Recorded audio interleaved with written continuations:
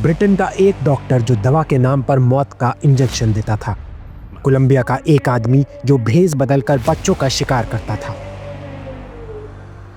और अमेरिका का एक किलर जो पुलिस के साथ बैठकर अपने ही कत्ले डिस्कस करता था।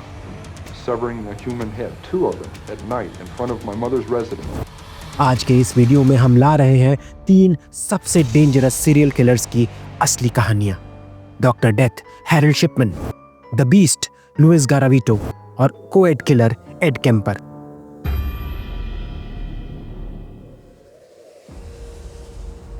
उन्नीस 1970 के दशक के कैलिफोर्निया की सड़कों पर एक 6 फुट 9 इंच का नौजवान घूमता था जिसे लोग बिग एड कहकर बुलाते थे। पहली नज़र में वो किसी को भी बेहद मिलनसार और पढ़ा लिखा लग सकता था, लेकिन इस दोस्ताना चेहरे के पीछे एक ऐसा खौफनाक राज छिपा था जो पूरे अमेरिका को दहलाने वाला था। एड केम्पर सिर्फ एक कातिल नहीं था, वो एक क्रिमिनल मास्टरमाइंड था।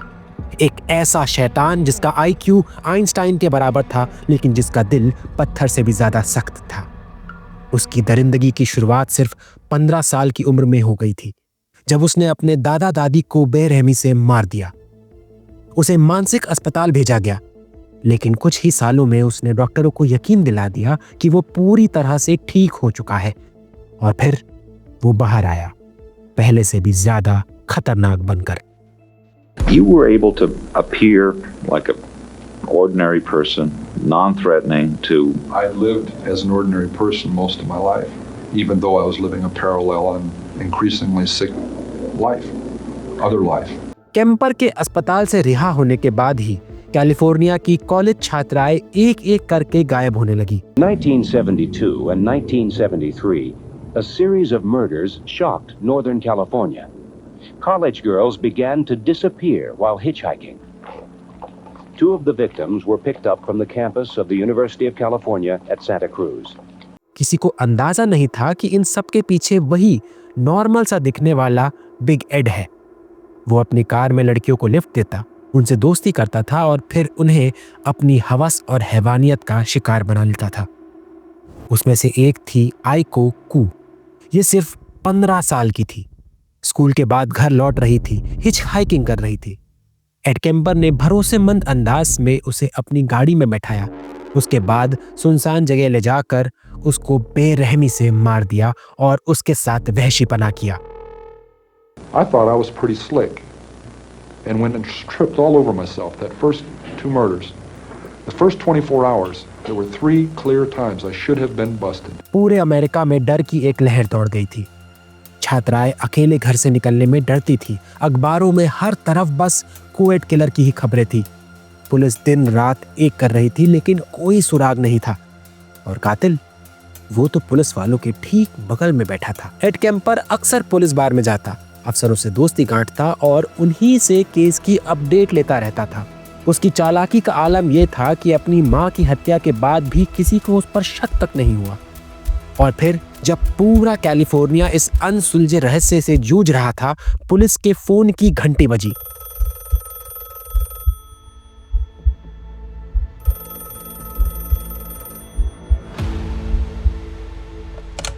दूसरी तरफ से एक शांत आवाज आई, मैं ही हूं कातिल, मैंने ही ये सब किया है।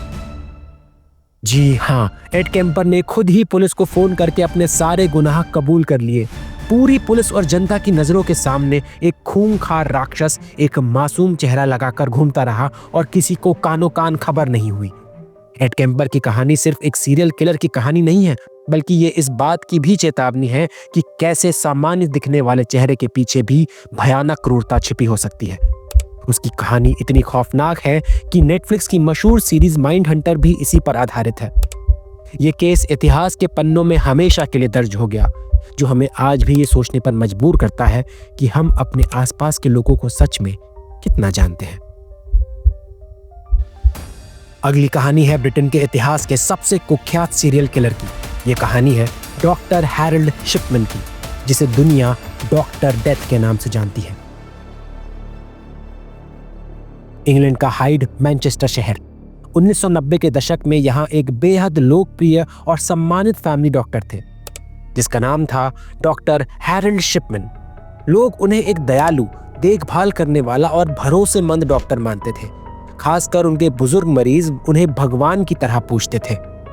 लेकिन इस भरोसेमंद चेहरे के पीछे एक ऐसा शैतान छिपा था जो पिछले 25 सालों से चुपचाप अपने मरीजों को मौत की नींद सुला रहा था। शिपमैन अपने मरीजों के घर जाता, अक्सर बुजुर्ग महिलाओं के घर, और उन्हें डायमॉर्फिन का जानलेवा इंजेक्शन लगा देता। और फिर वो बड़ी ही आसानी से डेथ सर्टिफिकेट पर मौत का कारण बुढ़ापा या हार्ट अटैक लिख देता था। वो इतना शातिर था कि किसी को कभी शक ही नहीं हुआ। सालों तक उसके मरीजों की मौतें प्राकृतिक मानी गई। एक स्थानीय अंडरटेकर ने जब मौतों की बढ़ती संख्या पर चिंता जताई तो शिपमैन ने उसे भी अपनी बातों में उलझाकर चुप करा दिया। यह सिलसिला शायद कभी ना रुकता अगर शिपमैन लालच की एक छोटी सी गलती ना कर बैठता। 1998 में उसने अपनी एक मरीज कैथरीन ग्रंडी, जो हाइट की पूर्व मेयर भी थी, उसकी हत्या कर दी। With his interrogators, it was a mixture of this superiority and greed and the belief that he could indeed had got away with murder that brought about Shipman's downfall. He killed Kathleen Grundy, his last victim, in June 1998. लेकिन इस बार उसने उनकी वसीयत भी बदल दी और उनकी सारी जायदाद अपने नाम कर ली। ये वसीयत इतनी भद्दी तरह से टाइप की गई थी कि ग्रंडी की बेटी, जो खुद एक वकील थी, उसको तुरंत शक हो गया। उसने पुलिस को सूचित किया और यहीं से डॉक्टर डेथ के पतन की शुरुआत हुई। पुलिस ने जांच शुरू करी। I've given you the cause of death. Fatal overdose of morphine or diamorphine. They've asked you to comment about that. And I have commented. I've said that I had my suspicions that she was actually abusing a narcotic of some sort, or at least taking a narcotic of some sort. जब Catherine Grundy के शव को कब्र से निकालकर जांच की गई तो उसमें डायमॉर्फिन की जानलेवा मात्रा पाई गई। इसके बाद शिपमैन के और भी मरीजों की फाइलें खोली गई। एक एक करके लाशें कब्र से निकाली गई और हर जांच में एक ही भयानक सच सामने आ रहा था। पुलिस ने पाया कि शिपमैन अपने कंप्यूटर में मरीजों के मेडिकल रिकॉर्ड को उनकी मौत के बाद बदल देता था ताकि ये लगे कि वो पहले से ही बहुत बीमार थे। जनवरी 2000 में हैरोल्ड शिपमैन को 15 हत्याओं का दोषी पाया गया और उसे उम्र कैद की सजा सुनाई गई। लेकिन ये तो सिर्फ शुरुआत थी। एक आधिकारिक जांच, जिसे द शिपमैन इंक्वायरी के नाम से जाना जाता है, ने निष्कर्ष निकाला कि उसने कम से कम 215 लोगों की हत्या की थी और ये संख्या 250 से भी ज्यादा हो सकती है। शिपमैन ने कभी अपना गुनाह कबूल नहीं किया। उसने कभी नहीं बताया कि उसने ऐसा क्यों किया और 2004 में अपने 58वें जन्मदिन से ठीक एक दिन पहले उसने जेल में फांसी लगाकर आत्महत्या कर ली और अपने सारे राज अपने साथ ले गया।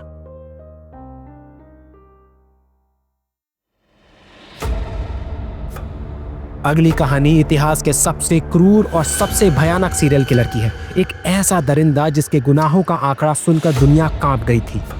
ये कहानी है कोलंबिया के उस शैतान की जिसे दुनिया लुइस गारावितो यानी ला बीस्टिया या द बीस्ट के नाम से जानती थी। 1990 का दशक। कोलंबिया एक ऐसा देश था जो पहले से ही ड्रग कंट्रोल और हिंसा की आग में जल रहा था। लेकिन उस अराजकता के अंधेरे में एक और आतंक पनप रहा था जिस पर किसी की नजर नहीं थी। एक एक करके गरीब और मासूम बच्चे, खासकर लड़के, देश के अलग अलग कोनों से गायब होने लगे। ये वो बच्चे थे जो सड़कों पर खेलते थे, जो काम की तलाश में भटकते थे, जिनके परिवार इतने गरीब थे कि इनकी गुमशुदा होने की खबर भी किसी को हफ्तों तक पता नहीं चलती थी। किसी को क्या पता था कि इन मासूमों को एक ही दरिंदा अपना शिकार बना रहा था। ये है लुइस अल्फ्रेडो गारावितो। देखने में ये एक साधारण दुबला पतला आदमी, लेकिन इसकी आंखों के पीछे छिपा था एक ऐसा राक्षस जिसने हैवानियत की सारी हदें पार कर दी थी। गारावितो खुद को एक पादरी, एक भिखारी, एक विकलांग या किसी चैरिटी वर्कर के रूप में पेश करता था। वो बच्चों को कैंडी, पैसे या काम का लालच देकर उन्हें सुनसान जगहों पर ले जाता था और फिर वो उन मासूमों के साथ वो वहशीपना करता था जिसे शब्दों में बयां करना भी नामुमकिन है। कई सालों तक गारावितो पूरे कोलंबिया में घूम घूम कर अपने गुनाहों को अंजाम देता रहा और किसी को भनक तक नहीं लगी। पुलिस को अलग अलग शहरों में बच्चों की लाशें तो मिल रही थी, लेकिन वो इन घटनाओं को एक दूसरे से जोड़ पा ही नहीं रहे थे। साल 1997 में जब परेरा शहर के पास एक साथ 36 बच्चों की लाशों से भरी एक कब्रगाह मिली, तब जाकर पूरे देश में हड़कंप मचा। तब पुलिस को एहसास हुआ कि वो किसी एक शैतान का सामना कर रहे हैं जो देश के भविष्य को नोच रहा था। लेकिन गारावितो को पकड़ना आसान नहीं था। वो इतना शातिर था कि उसे पहचानना लगभग नामुमकिन था। और फिर अप्रैल 1999 में किस्मत ने साथ दिया। एक बच्चे के साथ दुर्व्यवहार करने की कोशिश करते हुए गारावितो को रंगे हाथों पकड़ा गया। लेकिन तब भी पुलिस ये नहीं जानती थी कि उनके हाथ दुनिया का सबसे बड़ा सीरियल किलर हाथ लगा है। कई महीनों की पूछताछ के बाद जब सबूतों का शिकंजा कसा तो गारावितो ने अपना मुंह खोला और उसने जो कबूल किया उसने कोलंबियाई पुलिस और पूरी दुनिया के होश उड़ा दिए। उसने 190 से ज्यादा बच्चों की हत्या की बात कबूली। उसने खुद उन जगहों के नक्शे बनाए जहां उसने बच्चों को दफनाया था। जांचकर्ताओं का मानना है कि असली आंकड़ा 300 से भी ज्यादा हो सकता है।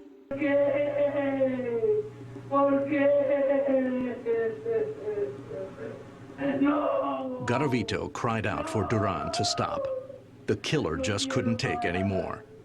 This tape, made by Colombian authorities, registered the exact moment when the world's deadliest serial killer of children confessed his crimes.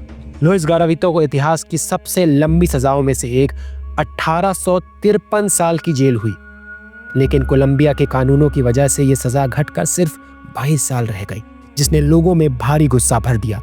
हालांकि वो कभी रिहा नहीं हो पाया और अक्टूबर 2023 में कैंसर से उसकी जेल में ही मौत हो गई। ला बेस्टिया मर चुका है, लेकिन उसका खौफ और उसके गुनाहों का दर्द आज भी जिंदा है। इन तीनों में से किस कातिल की कहानी ने आपको सबसे ज्यादा चौंकाया? नीचे कमेंट करें और हमें जरूर बताएं। अगर आपको ऐसी रियल क्राइम, सीरियल किलर और मिस्ट्री स्टोरीज पसंद हैं तो हमारे चैनल को जरूर सब्सक्राइब करें, लाइक करें और नोटिफिकेशन बेल दबाना ना भूलें। अगली बार फिर होगी मुलाकात, तब तक के लिए नमस्कार एंड गुड बाय।